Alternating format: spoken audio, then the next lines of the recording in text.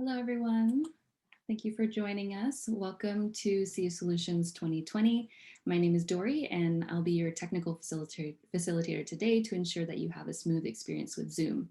You're at the BRS side event titled Tackling Plastic Waste Through the Basel Convention. We'll begin in just a moment here, but before we get started, just to cover a few technical features available to you. Your participation via chat is highly encouraged. This meeting will be recorded, so please keep your cameras off unless you're invited to speak in order to help everyone have a smooth connection.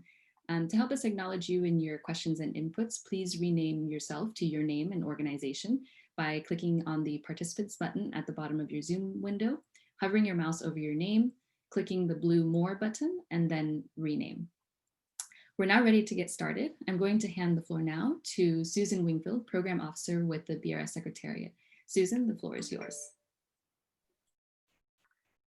Thank you very much, Dory, and good morning, ladies and gentlemen.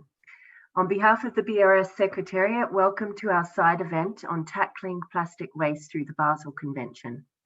I'd like to take the opportunity to thank you for joining and also to express our thanks to both UNEP and COBC for organising this year's Sea of Solutions event. I had the pleasure of guiding you through our discussions today, and of course there will also be the opportunity for you to share your thoughts and questions. Our hope is that you will gain a better understanding of the critical role that the Basel Convention plays in tackling plastic waste. We also hope that you can take some inspiration from the initiatives that we will be discussing, be it to control the transboundary movement of plastic waste, to ensure its environmentally sound management, or to tackle it at source. But first, let's hear from Mr. Rolf Paye, the Executive Secretary of the Basel, Rotterdam and Stockholm Conventions. Rolf, welcome, and please, can you tell us how you see the Basel Convention's role in tackling plastic waste and what makes it so important? Thank you very much, Susan, and good morning, good afternoon, and good evening to all. It's great to have on this panel today the two co-chairs of the Plastic Waste Partnership and also Joel from the Basel Regional Center based in Trinidad and Tobago. And also thanks to colleagues in the Secretariat who have made this side event possible. And of course, thank you to all the participants of the Sea of Solutions Conference for being with us this morning, evening, and afternoon. As I indicated in my opening remarks this morning, we're indeed living in unprecedented times. And while we need to continue our efforts on plastic waste, we also need to be mindful of the growing amounts of medical and personal protection wastes arising out of the COVID-19 response. The 188 parties to the Basel Convention had one important solution, and that was to agree on a legally binding amendment to the Basel Convention, which they proudly did in May 2019. As those amendments enter into force on the 1st January 2020, it is very important for us to recognize the needs of many countries to meet these new requirements. And I am also, as everybody is, looking at the partnership at being instrumental in bringing those solutions to the ground where we need to make that difference. And also finally, by bringing accountability and transparency to the consumption and disposal of plastics in the countries that are parties to the Basel Convention, it is envisaged that all partners will come together to turn this tide on plastics. I will give more details later. Thank you, Susan. Thanks very much, Rolf. So could you just be a bit more specific as to the type of action that we could undertake under the Basel Convention to strengthen local, national, and global capacity? Yes, I mean, thanks to our donors from Norway, France, Switzerland, Sweden, Japan, Germany, and the EU, European Union, as well as from the private sector, we've been able to mobilize around $10 million over the past 2 years, purposefully to support those actions. And as I mentioned before, partnerships are very important. And we're working together at full speed to scale up those activities and provide the parties with the support they need to implement the plastic waste amendments. And this could come in the form of capacity building, strengthening customs, strengthening national legislation, and also looking at their capacities for recycling at the national level. We also undertaking a number of projects to tackle plastic waste at the national, regional, and global levels as well, so that we can learn lessons from what we are doing. And here I just mentioned 3 countries where we have been active, and that is Ghana, India, and Panama.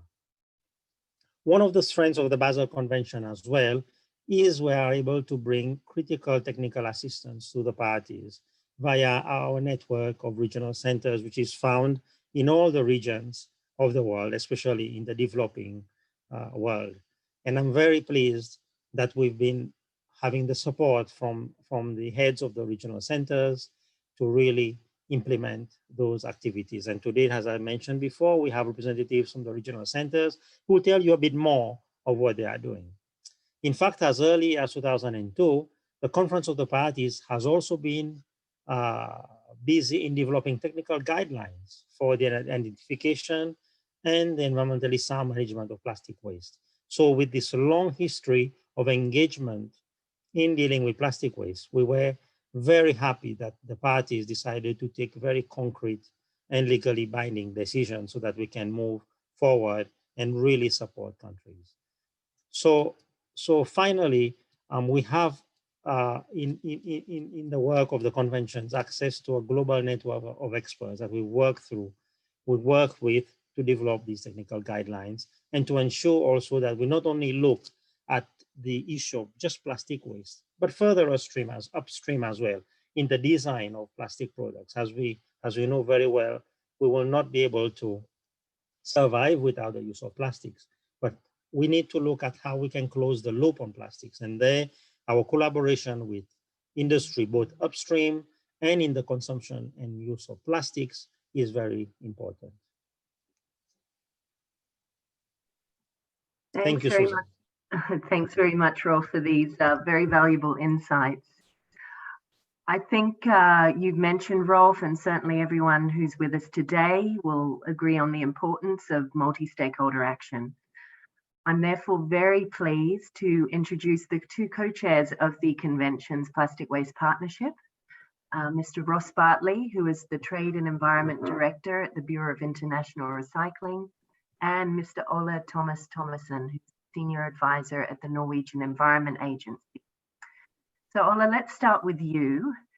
There seem to be many different initiatives these days on the issue of plastic pollution and plastic waste. So what, in your view, distinguishes the Basel Convention's Plastic Waste Partnership from these other initiatives? And how do you expect it to contribute to solving the plastic waste crisis? Thank you very much, Susan. And indeed, with many important initiatives already underway, that's a very important question. First, the Basel Convention Plastic Waste Partnership is unique in this area of work because it serves a legally binding convention. Its work will therefore feed directly into the work of the Conference of the Parties and can thus help shape the future decision-making on plastic waste under the Basel Convention. Second, the Plastic Waste Partnership is uniquely placed to support and prepare parties as well as the private sector in implementing the plastic waste amendments. Third, the work of the Plastic Waste Partnership has been organized around the waste hierarchy, with the underlying idea that tackling sources of plastic waste is the most preferable option, while we also cannot neglect more downstream solutions, such as environmentally sound recycling. In that respect, I believe that we have a unique chance to make lasting changes to the plastic waste value chain, both creating better systems for minimizing and handling waste while stopping plastics from polluting land and water. And fourth, a series of pilot projects will be financed through the Plastic Waste Partnership. The first round of applications has recently been completed, and we are now evaluating a large number of excellent proposals to identify those that we believe can provide the most added value. And these pilot projects will operationalize the work of the partnership on the ground and hopefully can be replicated in other countries and regions as we go along. So thanks, Susan. Thanks, Ola, and that's very exciting news, particularly about the pilot projects. I understand there's also some project groups that have been set up under the partnership. Could you give us a bit more information about these? Certainly. The first project group is focuses on plastic waste prevention and minimization. It's looking at issues such as reducing single-use packaging waste, improving the design of plastic products to increase durability, scaling up reuse solutions, and biodegradable plastic products. The second project group focuses on collection, recycling, and recovery. Topics being addressed include separation, collection, and recycling systems, financing schemes such as extended producer responsibility, innovative technologies, as well as regulatory and voluntary measures. The third project group focuses on transboundary movements of plastic waste. So its members are exploring means to support customs authorities in their critical work and are gathering information that will help countries to implement the concrete provisions that came with the plastic waste amendments. And finally, the fourth project group focuses on outreach, education, and awareness raising, since we recognize the critical role of strengthening knowledge about plastic waste and the solutions available to tackle it at all levels. Thank you. Thanks so much, Ola. So it does seem that with the project groups and the pilot projects that there is a really broad scope of work being undertaken by the partnership, and we really look forward to seeing some results from that soon. I think that something we can all agree on again is that in order for such a partnership to be successful, we really need to have a good engagement of all stakeholders. And Ross, therefore, I'd like to ask you a question as a representative of the plastic recycling industry. How do you see the role of the plastic waste amendments and the partnership from a private sector perspective? If you could give us some thoughts on this. Thank you. Thank you, Susan. That's a very good question. First of all, by creating a binding framework for the control of exports of plastic waste, the plastic waste amendments will also provide a powerful incentive for the private sector, for governments and other stakeholders to strengthen the capacities for the separate collection of recycling of plastic wastes. Now, further, by encouraging the expansion of the infrastructure for the environmentally sound management of plastic waste, the plastic waste amendment will also help create jobs and economic opportunities, not least by incentivizing innovation, such as in the design of alternatives to plastics and the phase out of hazardous additives. The Plastics Waste Partnership then can serve as a vehicle to incentivize and catalyze such developments by gathering and sharing best practices, providing crucial information on available technologies, and by undertaking pilot projects. Everywhere, the management of mixed waste has to be funded. And the value of recyclables from mixed waste, particularly the recycled plastic values, are not sufficient to do that themselves. So the Plastic Waste Partnership has placed a particular focus on introducing extended producer responsibility for the sustainable financing of the environmentally sound management of plastic waste and the end-of-life goods containing plastics. Thanks, Ross. You've just mentioned EPR, and I think we can all agree that this is a crucial financing instrument that can help us tackle the issue of plastic pollution and plastic waste. I'm just wondering, can you give us a bit more detail about how the partnership can advance the implementation of these types of schemes? Well, there are some 400 EPR schemes, over 400 EPR schemes for different waste streams in operation, in place around the world. And adapting proven EPR schemes from other countries to local circumstances will be a consideration. Together with the detailed guidance for governments available from intergovernmental organizations. It is also worth mentioning that the Basel Convention provides guidance on EPR in its toolbox.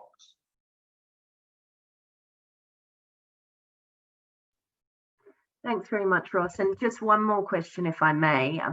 Both yourself and Ola have spoken of the importance of multi-stakeholder cooperation, and we all know how important it is to strengthen the capacity of developing countries. Could you tell us how the partnership will help to achieve that goal? Well, the partnership brings together stakeholders from developing and developed countries to find solutions that can be implemented in the particular national circumstances. Now, each of the points we've mentioned before: infrastructure for separate collection and recycling, adequate legal institutional frameworks, the use of financing schemes such as extended producer responsibility, strengthening the capacity of customs authorities, scaling up of innovation. All of these require close cooperation between developed and developing countries, not only at the government level, but also at the private sector. And adapting proven actions and interventions from other countries to local circumstances is a fast way to keep up with the increasing plastic waste volumes. Thanks very much, Ross, for those insights. I think maybe it's a good time to stop and take a few questions from the floor. We ask if you can, please, to enter your questions into the chat box, and we'll do our best to respond to all of these different questions. I see that we've had a question from Trish. I'll read it out to everybody. What about EPR for governments? If your nation benefits from exporting packaged goods, then you should cover recovery costs to the importing country. Ross, would you like to address that question for us? Well, it's a tricky one. It has been, this sort of idea has been talked about, but in the corridors. But EPR schemes are essentially they're all national schemes. I'm not aware of any transnational schemes, so there's that idea has been floated. So they're national schemes, and the funding mechanism is national, and actually funding from one country, the exporting country, to an importing country is has not been tried, and there might be difficulties in that. So certainly the having the manufacturers and the importers as producers putting money into the funds, that is the normal sort of national system. And the governance of the EPR funds is very important. It's producer responsibility, and the funding is should, in the best practice, be managed by the producers in the country of its collection. If I may quickly, there's two people who have raised their hands, so maybe they prefer to Thanks so much. Yes, I just noticed that we do indeed have two speakers wishing to take the floor. First, Zanyun Wang, if I could pass the floor over to you, and please, could you introduce yourself and ask your question? Thank you.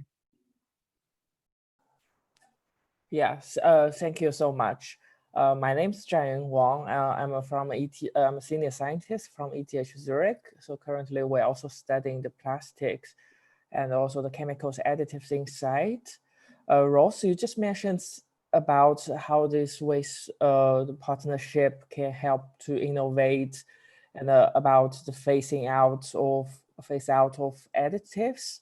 Recently, we have conducted a study like mapping out, and there are about 10,000 additives appear in the plastics, and over 2,000 could be hazardous. Could you elaborate a bit further how the Plastic Waste Partnership seeks to advance on this critical issue? And are there already any activities planned in these respects? Yeah, thank you. Thank you very much for that question. Indeed, you mentioned so many additives, and these, just the fact that there are so many of these pose significant challenges to the recycling of plastics waste, because recyclers are not, essentially, they're not chemical experts. Under Project Group 1 on the prevention and minimization, we all develop a compilation of information on best practices and identify the challenges for improving the design of plastic products to increase their durability, their reusability, repairability, and recyclability, as well as to reduce the hazardous constituents in plastic products. Then under Project Group 2, on the collection, recycling, and recovery, we will develop a compilation of information on best practices and innovative technologies for separating or eliminating hazardous substances from plastic waste during sorting and recycling. But you mentioned there are thousands, and it really is impractical to separate those thousands one from another. So I mentioned extended producer responsibility earlier, and how the Plastic Waste Partnership proposes EPR as a funding mechanism. Now, EPR can also fund the proper final disposal of the plastics forbidden to be recycled when they're contaminated, for example, with persistent organic pollutants, or with brominated flame retardants, and so have to be disposed of, especially at high cost. Just as an add in there, the cost of disposal can be 500 euros a ton, as it's experienced in one European country, whereas the cost of the recycled material is 300. So in fact, if you have a lot of material that is contaminated along with what is recyclable, the economics don't work out without some help. So the most advanced EPR schemes manage by modulating the fees paid by producers and importers to cover the costs of the environmentally sound management of those non-recyclable plastic wastes, as well as to the EPR, they actually having to pay, the producers, importers having to pay as a disincentive to bad design choices. So we're hopeful that these and other outputs will be helpful for the stakeholders in their endeavors to phase out the hazardous substances. And perhaps I'll add in there, reduce the great variety of additives in use. Thank you. Indeed, thanks very much, Ross, for that comprehensive answer.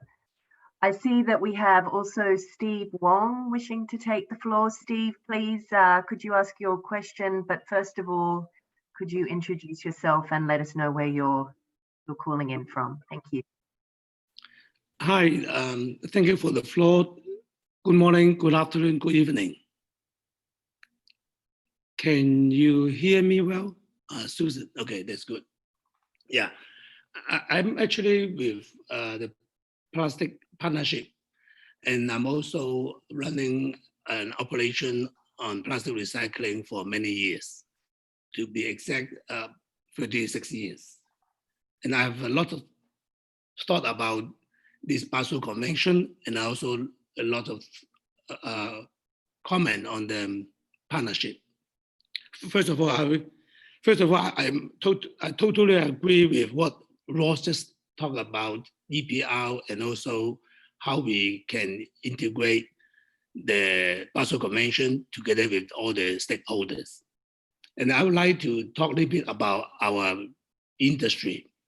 The biggest problem we have nowadays, or the challenges that we have today, is prices, and also recycling is often more expensive than prime material.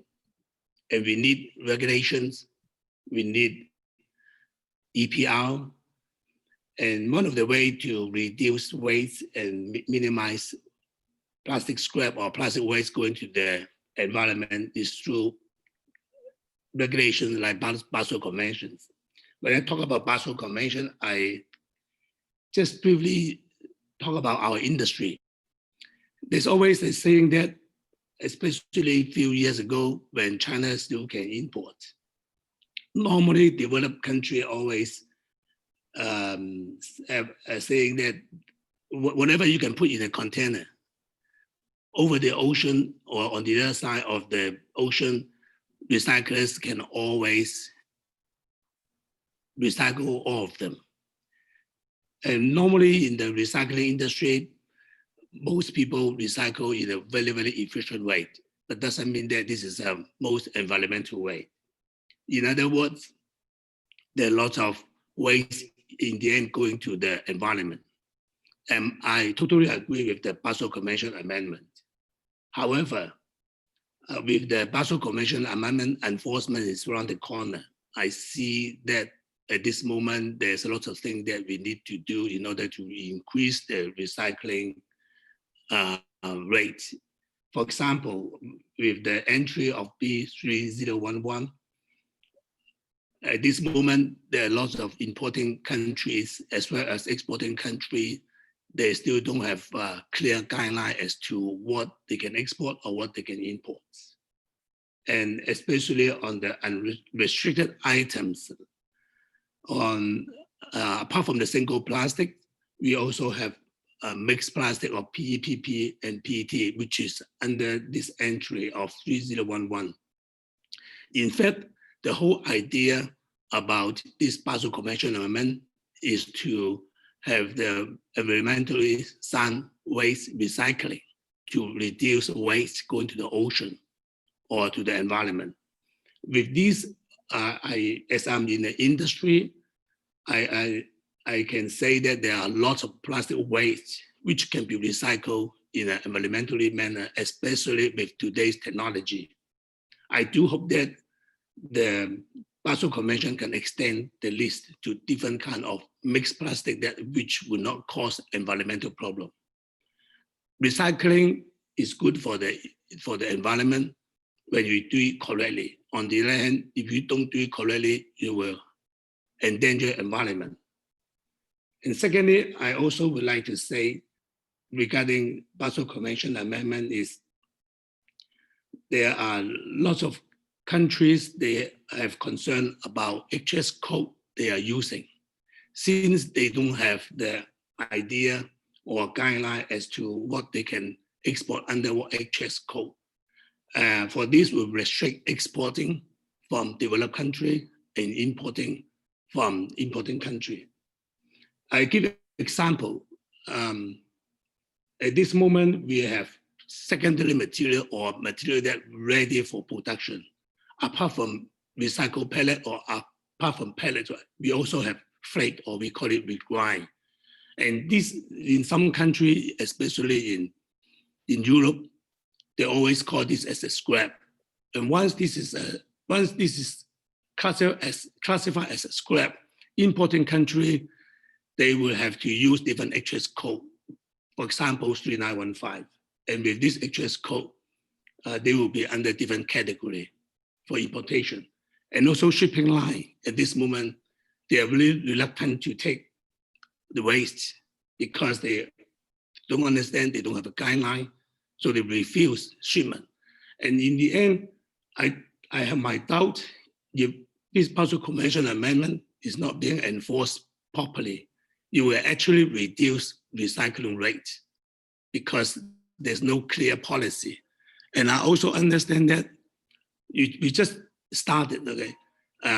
We probably might have to see how it goes, and also we like to see different parties, different countries will have feedback on this information.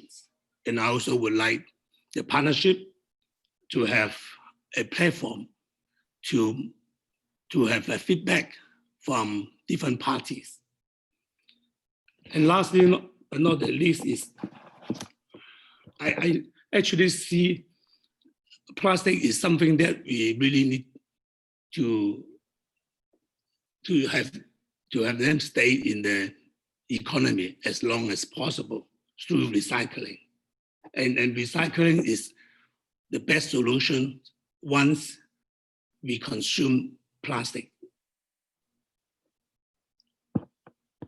Apart from this, I would like to see with this Basel Convention amendment, with this partnership, hopefully we're going to increase our recycling rate, and we're going to minimize, or we're going to prevent our environment being damaged by plastic waste, or plastic waste. Eventually, I hope we don't call it plastic waste. In fact, this is a material. This is a precious material that for the industry and also for recycling. This is what I like to comment. Thank you. Thanks so much, Steve, for those insights. And I think you've really raised a lot of issues that, particularly with respect to the plastic waste amendments and how these are actually going to be implemented. And it's really great to hear from someone who is, you know, hands-on in this area. And we've taken note, you know, we need to work on enforcement of the amendments, and also really, I mean, at this stage, help prepare our parties for implementation, which is really a very important role of the partnership, and we're very happy that you're part of that. I see a question in the chat from Talat Afzal, who is from Berry Council. She said, COVID-19 is affecting the increased use of plastics by suppliers and retailers and overall customers.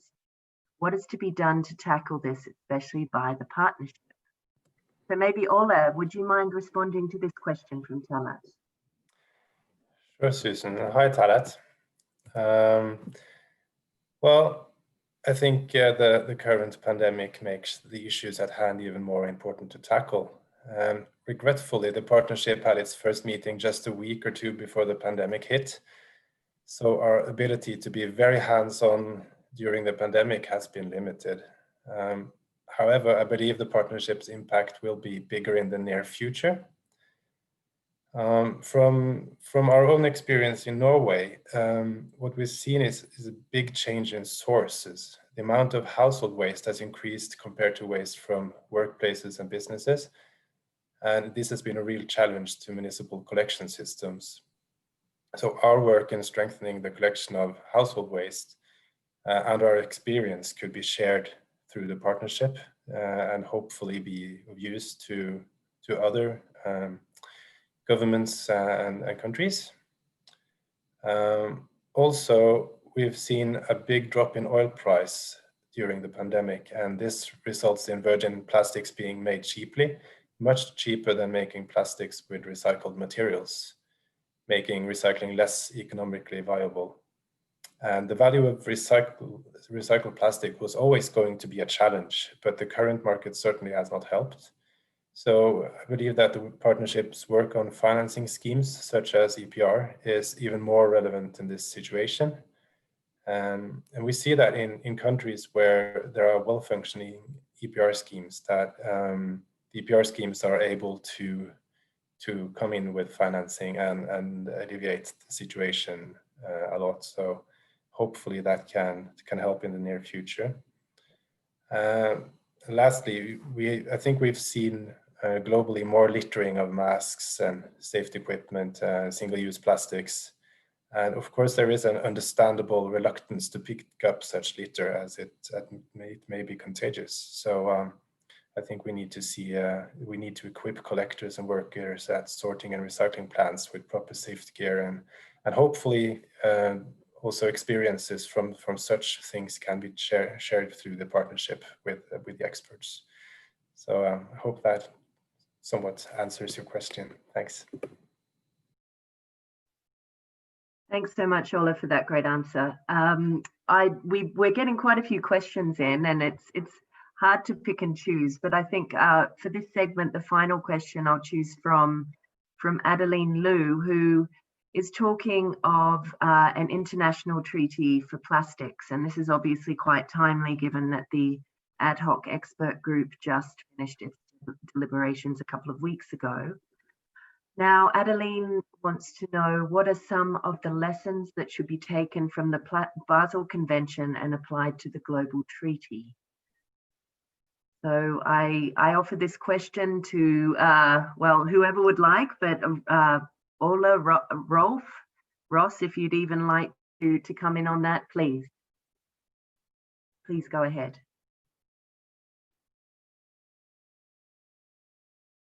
Perhaps we start with Ola, as I see you look quite keen to jump in on that particular question. There's so much to be said, I guess, and you know, a global treaty is a big thing, and we don't really know what it would look like. But I think that the Basel Convention is the place where the waste experts are, and the experts in the international trade of waste, and also to a certain degree used goods and used, you know, the products, waste products that may not be you know, that you have to do the pick procedure for. I think we certainly can help inform the global treaty, and hope that we will be involved in negotiations from countries and also stakeholders, and we have lots of people involved with the convention that I hope will be also part of the negotiations on the global treaty. So it will be exciting to see how it all turns out. Thanks. Thank you, Ollie. Sorry, thank Suzanne. you. Please go ahead, Rolf. Thank you. Yes, and thank you for the question. Of course, it's a very pertinent question. From the Basel Convention perspective, yes, we have engaged, we've remained engaged in all the discussions leading up to the discussions of another treaty. As you know, we are a treaty, so we are very much convinced that this is what it will take to address the issue of plastics. In terms of effectiveness, I think what we are doing now will show how effective such a treaty can be. We have, as you know, 188 countries on board, and they are already taking action.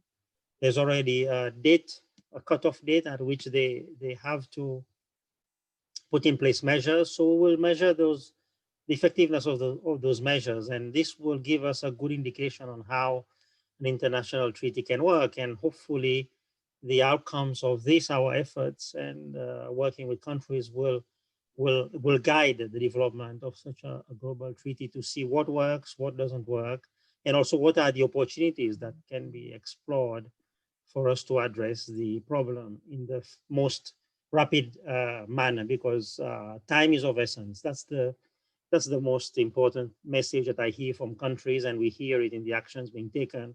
Time is of the essence. The basic issue is the plastics entering the oceans have not gone down. The other issue is that we have an increase of microplastics, not only in the oceans now, but in the atmosphere, in the food, in the water. So the evidence is mounting. And what we are waiting, of course, maybe there's been some delays now because our focus of our medical experts are on COVID-19, but is emerging research on the impacts of such microplastics on human development, whether it will impact on child development, on our growth, on our elderly, on our performance as humans and other animals for sure. So this big piece of medical evidence is still not there, but I would be very surprised if they tell us otherwise. So the action is urgent and it has to be done now. And for me, that's what's important. Thank you. Thanks so much, Rolf, and to Ole and Ross as well. I see that we have, I will take one more question in this segment because I see that Sonigitu has had their hand raised for quite some time. So Sonigitu, please take the floor, introduce yourself, and if you could ask your question. Go ahead. My name is Sonigitu Ekpe, calling from Nigeria. Thank you. Good day, all. Yeah, looking at the partnership and in reference to the Basel Convention, what are the mechanisms that are being used to determine how countries are implementing the Basel Convention? Because we have a critical scenario in Nigeria that we don't have a clear waste management policy or legal instrument for point of collection. And that has thrown Nigeria into a big crisis because you have waste littered all over. The country currently do not have a sanitary waste site, and this has become problematic. So you see waste littered on the street, you see scavengers, and the health of citizens are in a great crisis. How do we address this scenario and compel the national and sub-national government to domesticate or mainstream the commitment they had committed themselves at the international treaty? And how can developmental partners like UNDP, United Nations Environment Program support activity at country level for us to start doing mapping of stakeholders and enhance effective control of marine litters? Because our lagoon, especially in the Niger Delta, is heavily polluted with polymaterials and litter. Thank you. Thank you very much, Sonigitu, for these excellent questions. And I think it's quite timely because we will, in the next segment, really look at some of the issues that you've raised. But before we move on, Rolf, perhaps you would like to address Sonigitu's question with some thoughts? Yes, here is a question which is faced by many countries, and this is a challenge of many governments. Not that there are no solutions, there are a lot of solutions, but I will point to the political will. There has to be political will. And this is not only the Minister of Environment or the minister responsible for waste, it has to be the Minister of Finance, Health, the whole government, so to speak, has to take responsibility and say plastic is our joint responsibility. Mobilize the financial resources, work with the private sector, put in place policies, work with the Attorney General's office to develop the new laws, work with the Parliament or the Assembly to pass those new laws. There's a lot of good practices being implemented around the world, a lot of good examples of where it has been done, and also a lot of bad examples where we've gone wrong. And so it's not that we don't have anything. Is there technology? Yes, it's a lot of technology. Can we make the system circular? Yes. And we've been speaking since this morning about the importance of having a circular or life cycle approach to the use of plastics. And I think we need to continue supporting those governments in implementing those measures. I will let maybe Ross and Ole talk maybe about the practical aspects, the role of the private sector maybe. But in terms of the governments, I think one of the most important things I've seen in my experience is the lack of political commitment, not only by the government, but by the elements, the different ministries with the government, which seems to think that this is an environmental problem. It is not an environmental problem. It's a societal problem, which has impacts on all corners of society from, because its roots are in consumption, its roots are, in how we manage and deal with plastics. Thank you, Suzanne. Thanks very much, Rolf. Ross, would you like to come in with a private sector perspective on the question by Sonigitu? Well, I was actually distracted a little bit by some comments in the chat, and it gives me the opportunity to explain about the Plastic Waste Partnership and how the partnership reaches out around the world. And just to, because there was a comment about EU, the Plastic Waste Partnership, looking at all the proposed pilot projects, just looking at the variety of projects that are under consideration from Africa, from Asia Pacific, from Central and Eastern Europe, from Latin America and the Caribbean. it stretches, the partnership stretches all around the different regions. And this business, what I put forward about taking solutions that work in one country to adapt them to the national circumstances in another country, and particularly, for example, opportunities for funding, whether it's EPR, whether it's deposit return, whatever it might be, taking examples where they work to countries that need help to get the waste management in a wider sense under control. And I suppose I should also say the Basel Convention has got the household waste partnership, and that is a bigger issue than just this fraction of plastics. So there is a lot of help, and it's getting the developing countries close to the developed countries and the industries working together to find some solution to this. But in the end, these things have to be paid for, and it's finding that sustainable financing for the waste management as a whole to get the waste under control. Thank you. Thank you very much, Ross. And yes, you mentioned a crucial point. The sustainable financing of this is key, and something that we're discussing in multiple fora. Now I'd like to take the opportunity to move on to the next segment that we have planned. We mentioned already the many different initiatives under the convention, from the plastic waste amendments to the partnership. I'd now like to turn our attention to the regional centres under the Basel Convention. For those of you who know the convention, you'll know that we have a network of regional centres globally in all of the regions around the world. And we're very fortunate today to be joined by two directors of regional centres. First of all, I'd like to introduce Jul Battersingh, who is our director from the Regional Centre for Training and Technology Transfer in the Caribbean region. Jul, it's very early there. I thank you very much for joining us at a very early hour. I think it's coming up to maybe 5 a.m. there. But let's start with a question for you. Could you please tell us how the regional centres support parties in addressing the issue of plastic waste? Hi, and good morning. Good morning, Suzanne, and good morning, colleagues. Good afternoon, good evening, good day. Yes, it is quite early, and I apologize at the onset for the poor quality of my video because it's still dark, and it's not an indictment on my computer.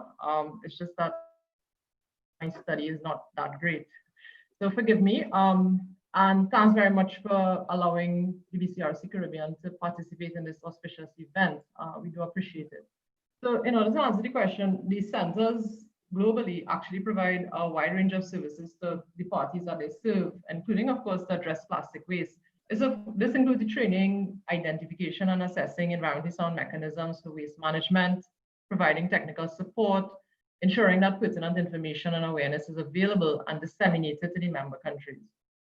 Now, of course, and coming out of the discussions that were just happening, in recent times, the Secretariat has launched a NORAD small grants program on plastic waste, which regional centers are able to apply for funding to undertake a series of projects on plastic waste. And the projects aim to improve the management of plastic waste in the partner countries and will thus contribute towards preventing and significantly reducing marine pollution. The selection of the first round was actually just completed, and 7 projects have been selected for implementation. And there's a second round of applications that have just been received, and I know that the proposals are just being evaluated.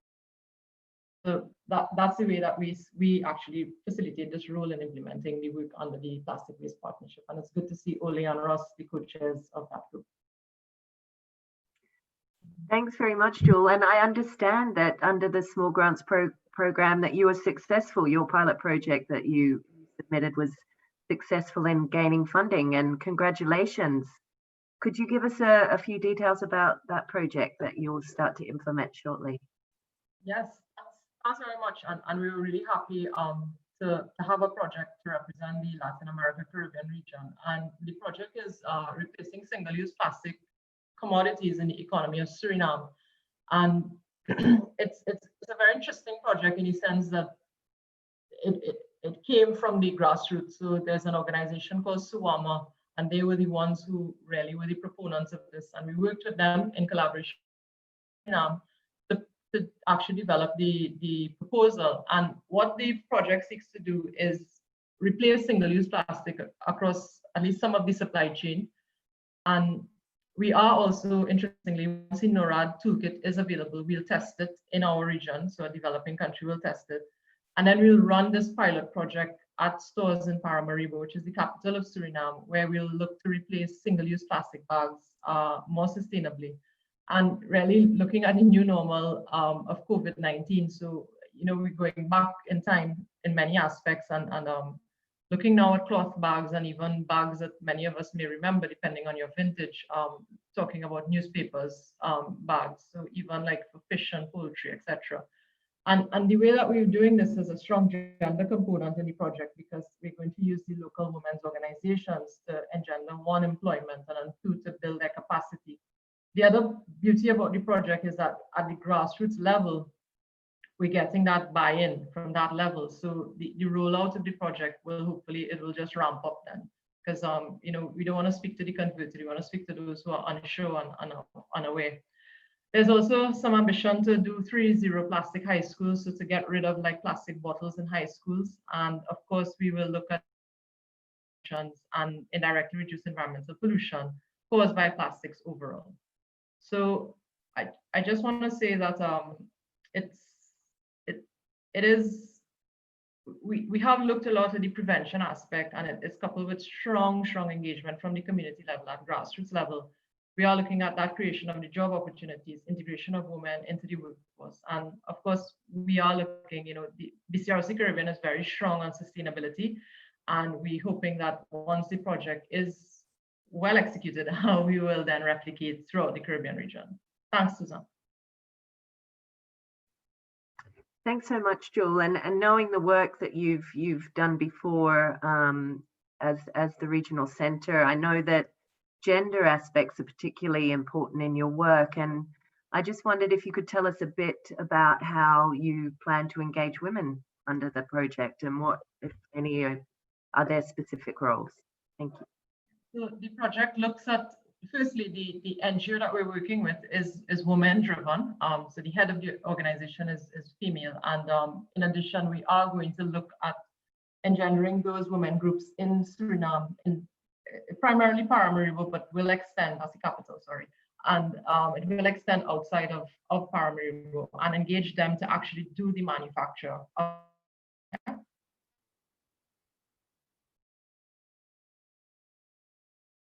Thanks so much, Jewel. I think we just had a little bit of a connection issue there, but thank you. I think that's that really well gives us an idea of the project that will be starting shortly at your regional centre and in Suriname.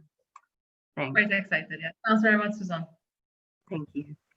So now I'd like to turn our attention to Mr. Percy Onia Anwar, excuse me, Percy, who is the Executive Director of our regional centre in the African region in Nigeria. So Percy, I understand that a proposal submitted by your regional centre has also been selected. Just wondering if you could please tell us a bit more about your project and what you hope to achieve with it. Please go ahead. Thank you very much, Susan. I'm pleased to provide the information. Our project is entitled Promoting Environmentally Sound Management and Control of Transboundary Trade of Plastic Waste in Nigeria through Inventory and Stakeholder Mapping. This is a national project in Nigeria, which is one of the most populous countries in Africa. And attendant to this, of course, is a very huge plastic waste problem which Mr. Sonigitu has already alluded to. There are two components. The major one is to conduct an inventory of plastic waste at the national level, going through the full life cycle value chain of plastics and plastic waste from source through its pathways to recycling and disposal. We intend to quantify the amount of plastic waste that is generated and track this along its management pathways. In doing this, we especially want to generate data that will be immediately available to support the control of transboundary movement of plastic waste, as well as the environmentally sound management. We propose to use a toolkit that is being developed in another NORAD BRS project, which is ongoing presently in Ghana. We will adapt this as appropriate for our country. But we need to understand how the inventory study becomes very important for Nigeria.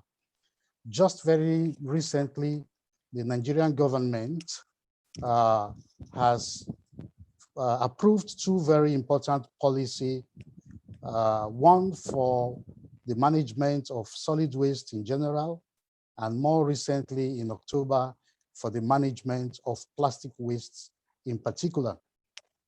As a result of these government actions, a flurry of activities has suddenly developed in Nigeria, with so many local and international stakeholders wanting to contribute to the solution of the plastic waste problem. And we reason in our center that this is a very critical time to come up with this inventory study, which will provide the needed reliable data for better understanding of the problem in terms of magnitude and direction, for better planning and better execution of all the projects that are likely to come up soon. The second component, which is a minor one, but also quite important, is the mapping of the stakeholders that are involved in managing plastic waste in Nigeria. As Mr. Sonigitu pointed out, I can see that we are very right in our assumption and of course knowledge that many stakeholders are already working in Nigeria, but are doing this in silos. People do not know what the other person is doing. A lot of NGOs have been contributing, a lot of academics have been working on research issues relating to plastic waste. Now we are proposing to identify who is involved all over the country by mapping the stakeholder base from the private sector, from academia, from government agencies and international agencies that are supporting our work, and then to create a web-based platform for information sharing, for networking, and hoping that this will help us better mobilize the stakeholder base to support the work of government and other agencies and achieve better execution of projects. In summary, I need to highlight the very importance of these are first steps. These are critical first steps of gathering data on sources and pathways of the plastic waste, because these will move us towards informed and evidence-based decision making.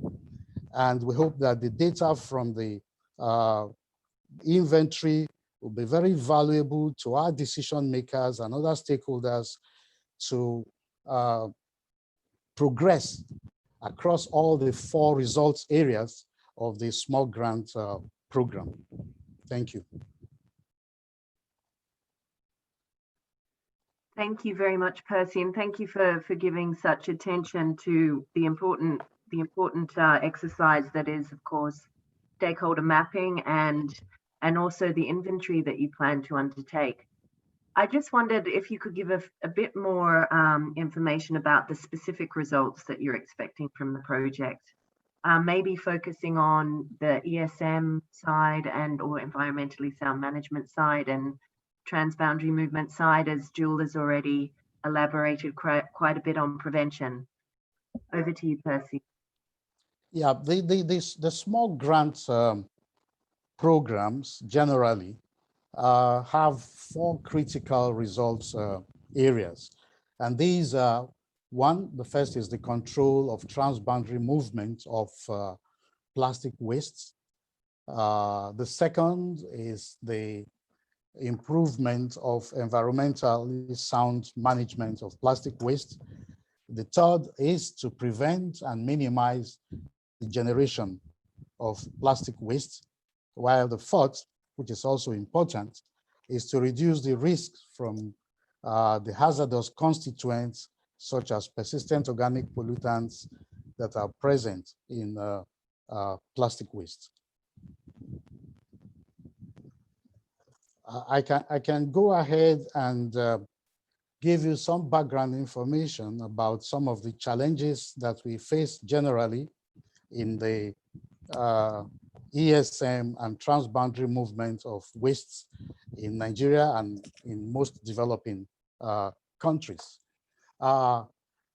Primarily, there's a difficulty with infrastructure for the sound collection, segregation, and recycling of wastes. And this is worsened by the fact that these activities are dominated by the informal sector that, of course, create all kinds of problems as a result of their inadequacies and on how to carry out the sound management. And one of the very important things that governments have to do, therefore, is to create these infrastructure and incentives that will enable stakeholders to recycle, to collect, separate, and recycle in appropriately sound manner, even of constituents that, of waste that have constituents that are hazardous. It is also important that the government officials who are involved in regulations and in enforcement become familiar and are trained on the tools and guidance that are available under the under the Basel Convention. And overall, we need a robust strategy on environmentally sound management, which will include provisions for institutional support and legal and regulatory actions.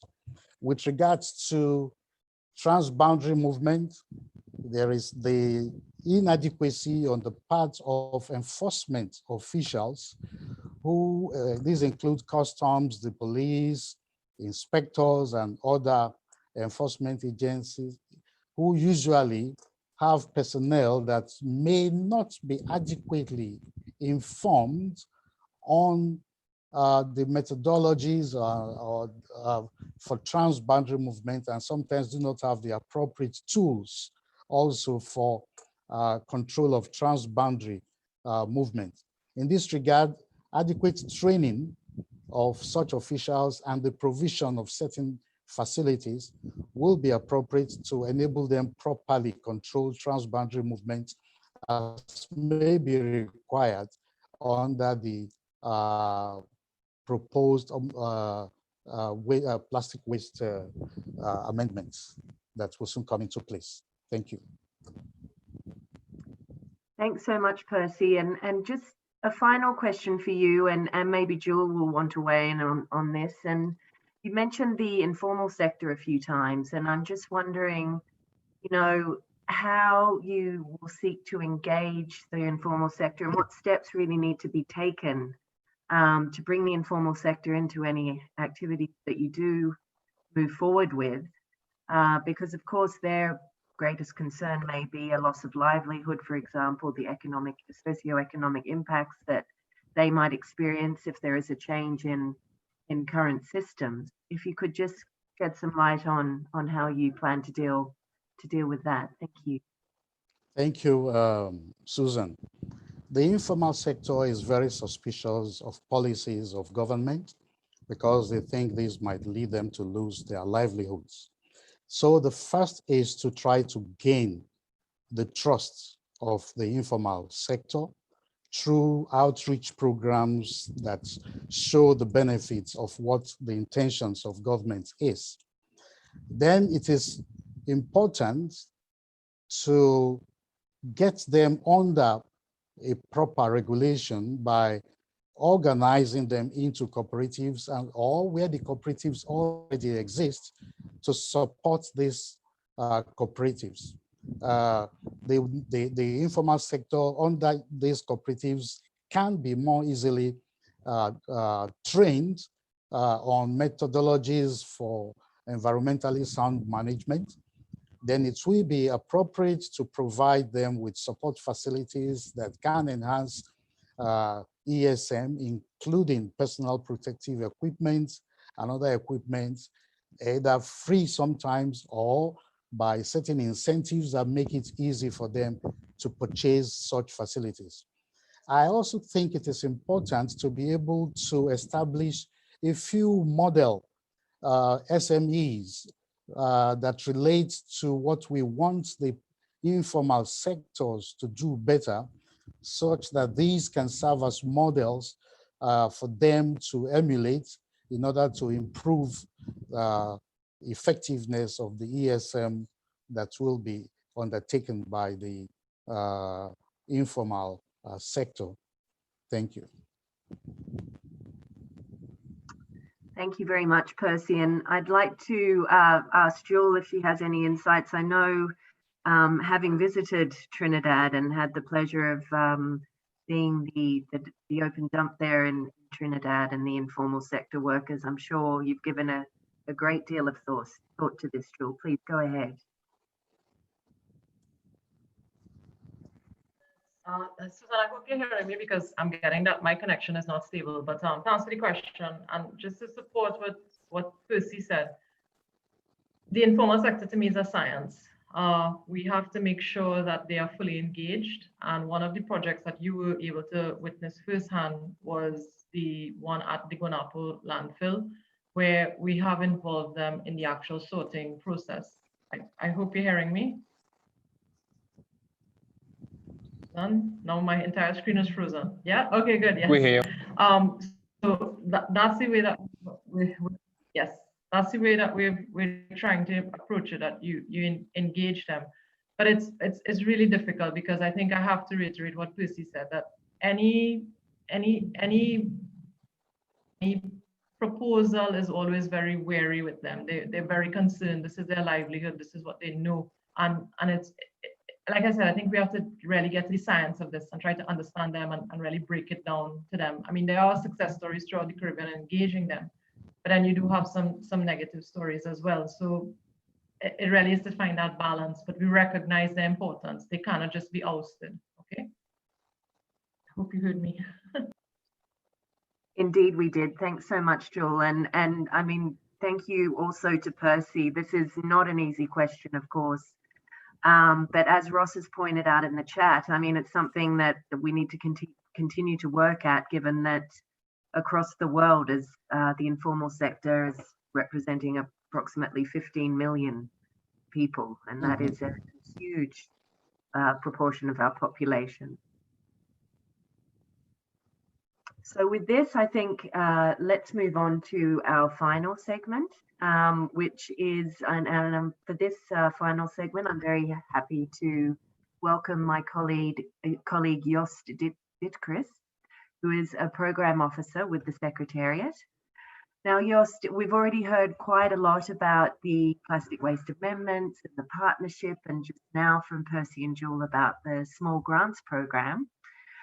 I imagine there are some other initiatives going on under the Basel Convention, some tools being developed. Could you give us a bit more information about those, please? Over to you, Jost. I think you're on mute still. Yes, absolutely. And thank you very much for the introduction and also for pronouncing my name very well. That's very rare.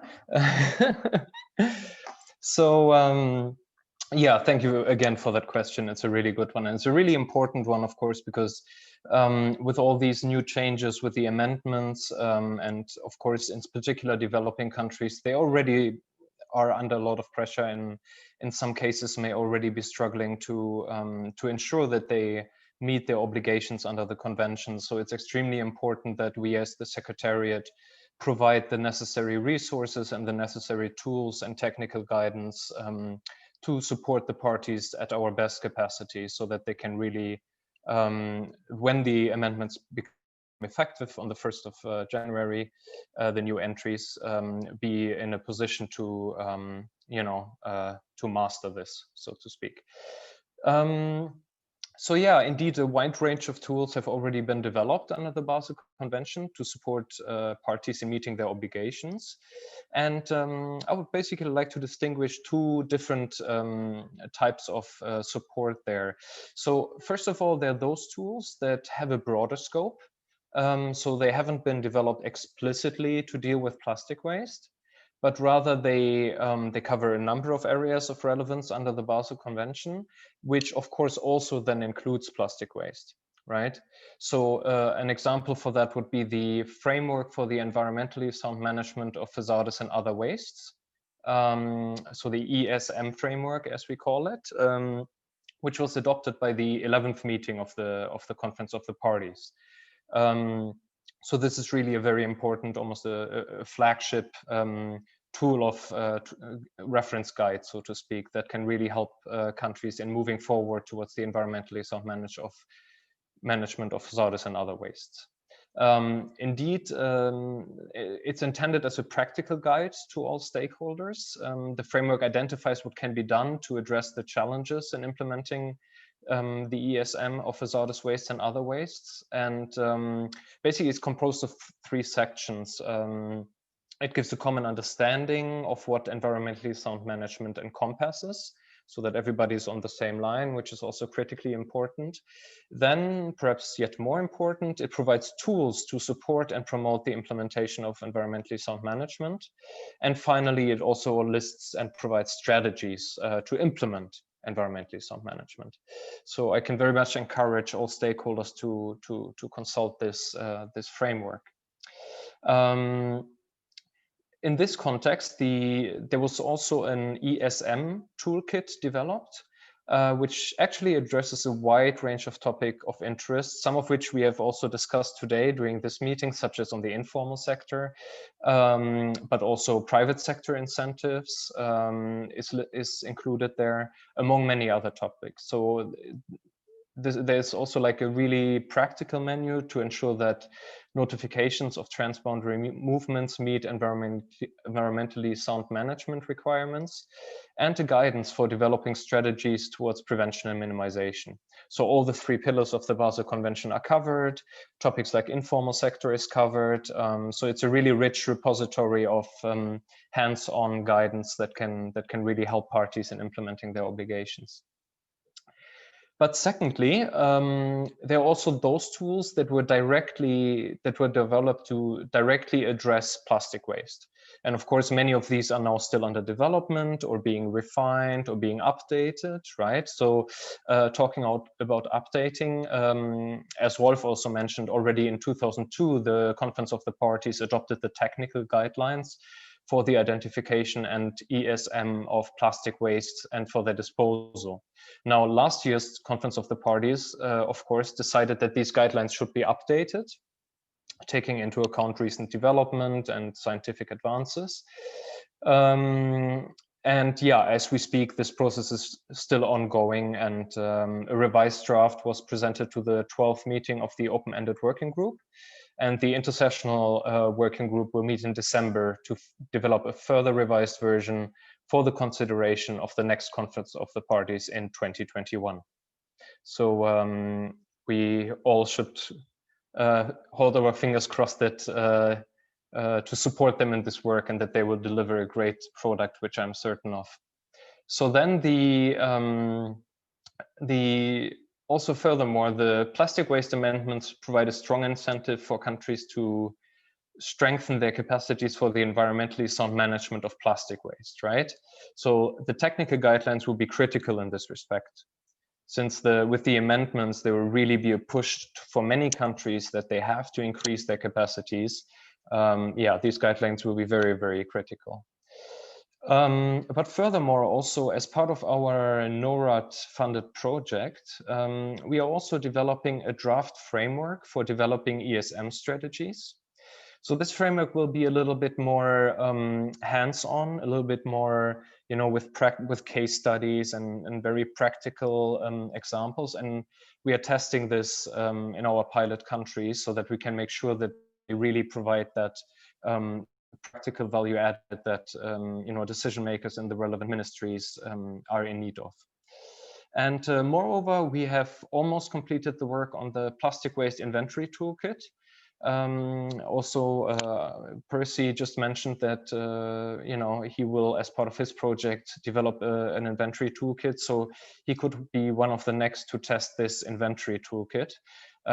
Basically, it provides you with a comprehensive analysis of all the categories of waste and how they are of plastic waste that exist in your country, and how they can be broken down, how much of it is collected, how much of it is uncollected, how much by the formal, how much by the informal sector, etc., etc. So it provides a very good overview of the plastic waste situation in your country, which can then inform decision making.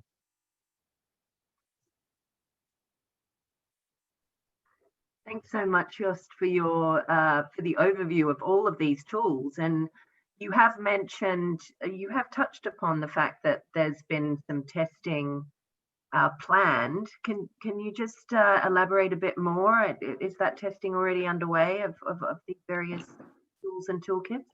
Right, certainly. So in some cases, yes, and it's already underway. In some other cases, we're still in the planning stage. So indeed, both the draft framework for developing ESM strategies for plastic waste and the inventory toolkit are currently being tested in the context of the NORAD 1 finance project in Ghana. So Ghana has just completed a draft inventory. And it will soon be, both will also soon be tested in Sri Lanka. So there we are now initiating the project launch. So we will undertake a similar activity there indeed. And also furthermore, in both Ghana and Sri Lanka, we are also providing other technical assistance, of course, working closely with the governments, the counterparts, the local stakeholders, providing recommendations on legal and institutional reforms, undertaking trainings for custom authorities, developing national strategies for the environmentally sound management of plastic waste, initiate curricular reform. And last but not least, we are also planning several pilot projects, for example, in the fisheries sector.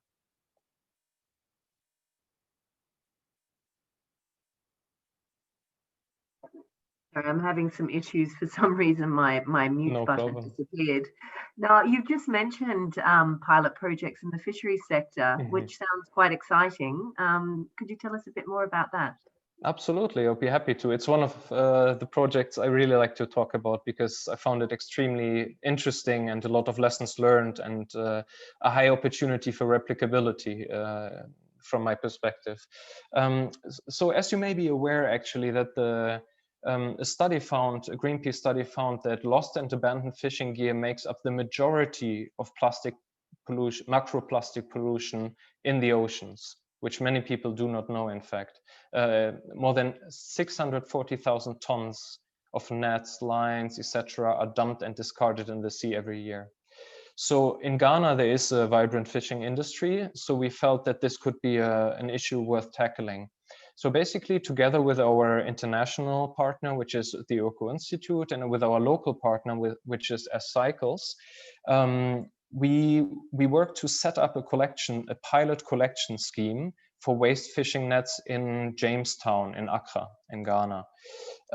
So basically, of course, it was a step-by-step process. So first, our local counterparts from SD Cycles, who managed the project in an impeccable manner, they brought together the fishing community.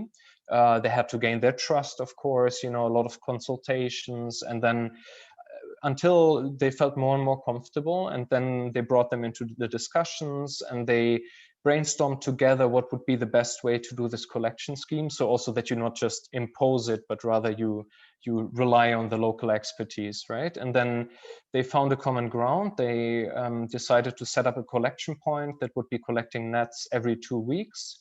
They also agreed on how the nets would need to be delivered. So they would have to be dry, free from other waste, etc. They negotiated a price, and then and then the issue was, of course, before the fishermen didn't have any incentive to bring back those waste fishing nets because there was nobody interested in them and nobody gave them an incentive. So now with this collection scheme, suddenly they were queuing to bring back their fishing nets because they would get a small revenue from that, and they know they're working for a good cause. So the two things in combination are a very, very powerful motivator. So now they collected over 700 kilograms of fishing nets over the past weeks. And that was just a small pilot. So, I mean, if you scale this up, you can collect a large number of tons relatively easily in a short period of time. And so now we have these nets, which are, clean, and it's nylon 6, which can be very well used for other applications. And now we are in discussion with various companies who are actually interested to take over these fishing nets and use them for recycling. Wow, that's great. I mean, first of all, to hear, that the fisheries fishing nets is such a large proportion of our ocean plastic, which you're not aware of, but there are these really tangible solutions and practical solutions that we can work towards, and that sounds like a great result already. Thanks, Jos. Thank you very much. I see that we do have a hand raised in the participants list. Sam Adukumi, I'd like to give you the floor. If you could please introduce yourself, where you're from, and please go ahead and ask your question. Good morning from Accra, and thanks, Susan, for the offer for me to ask a question. Unfortunately, my present location, I have a lot of noise around, so I hope I can make my point. Yes, so thanks to Jos for the nice presentation.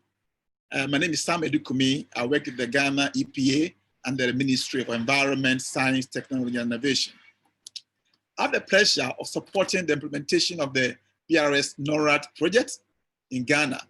And indeed, we have already made great progress regarding to the legal and institutional framework, the inventory, and the strategy for ESM. Of particular value was a pilot scheme that we implemented in close collaboration with the fisher folk in Jamestown, which is a fishing community in Accra, as Jos mentioned.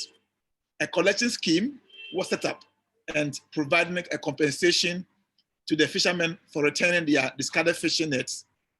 And we were able to collect a large amount of these, which would have otherwise been lost to the environment. Instead, they will be done in ESM disposal. So the question is, I would actually would love to see this successful initiative replicated. So what can we do to replicate these experiences in other countries and regions? Are there plans in place for this? Thank you. Thank you very much for this really, really important question indeed, because the last we want is that such a project then is forgotten and not replicated. So all we can do to replicate this, I think, would be great. I see several venues for doing that.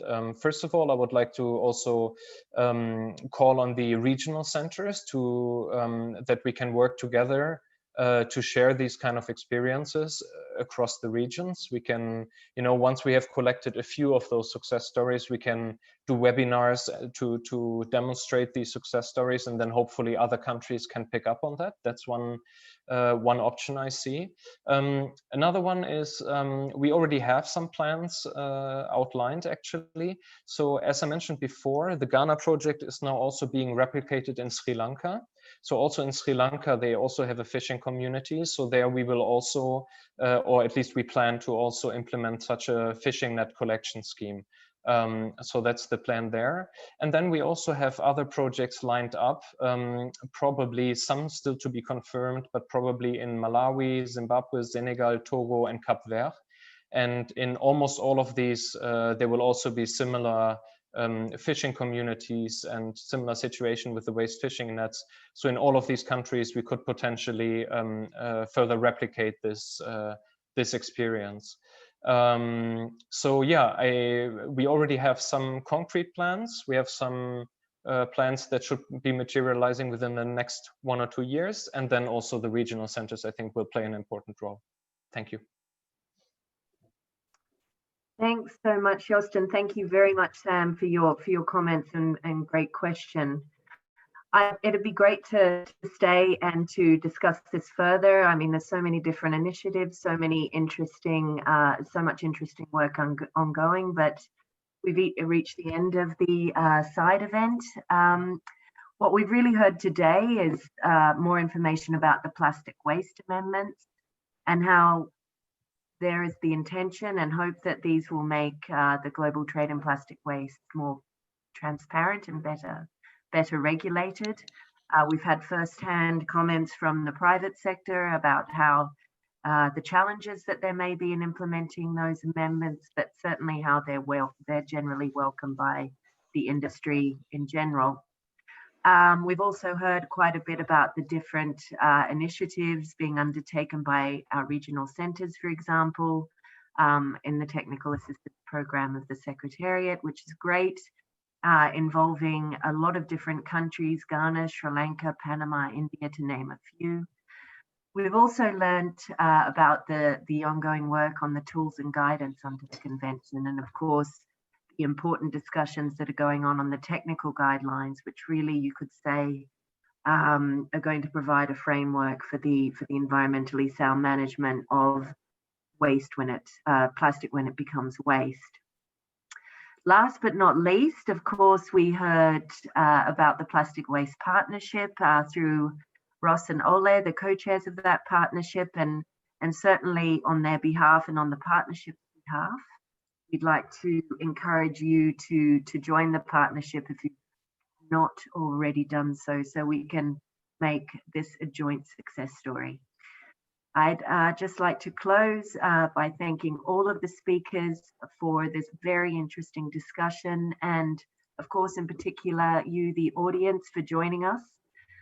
I wish you all a pleasant and productive Sea Solutions conference.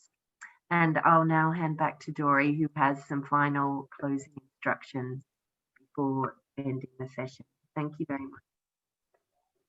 Thank you, Susan. Thank you everyone, and thank you, Suzanne.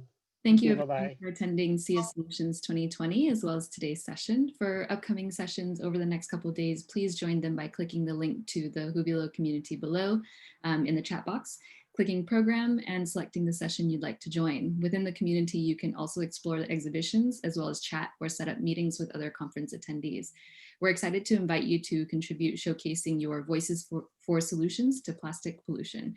We're seeking a simple but powerful pledge, a commitment or statement to less plastic waste, less plastic wasted from the perspective of your work. Submit your pledge by going to the Jubilo community via the link in the chat and clicking pledges. Thank you once again for your participation, and have a great rest of your day. Thank you. Bye. Thank you. Goodbye. Thank you, everyone. Thank you. Bye-bye. Bye-bye. Thank you, Ross.